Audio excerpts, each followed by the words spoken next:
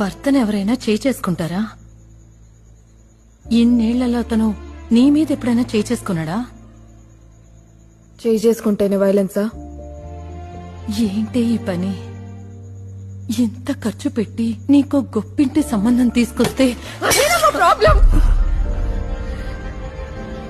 అదే ప్రాబ్లం.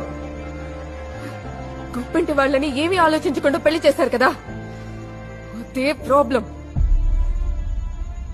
ఎంత నీచమైన కుటుంబమో తెలుసా వాళ్ళది. డబ్బుందన్న పొగరు ఆ ఇంట్లో అందరి రక్తంలోనూ ఉంది. అందరూ వాళ్ళకి బానిసల్లా ఉండాలనుకునే సైకోస్. పెద్ద కోడలు డివోర్స్ తీసుకుని వెళ్లిపోయింది, రెండో కోడలతో ప్రాబ్లం. ఎందుకు మనల్ని చూస్ చేసుకున్నారో తెలుసా? మన దగ్గర డబ్బు లేదు కదా, వాళ్ళ కాళ్ళ దగ్గర పడుంటావని. పెళ్లైన కొద్ది రోజులకే నన్ను జాబ్ మానేమన్నారు. ఆ ఇంట్లో ఉన్న పనంతా నన్నే చేయమనేవారు.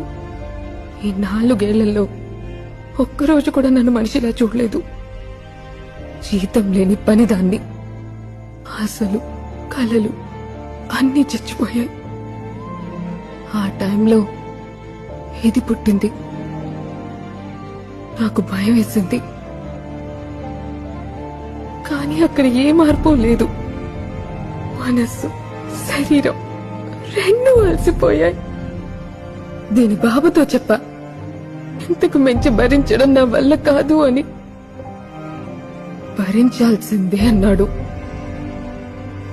మొదటిసారి అడిగాను, నా మీద కొంచెం కూడా ప్రేమ లేదా అని. లేదనేశాడు.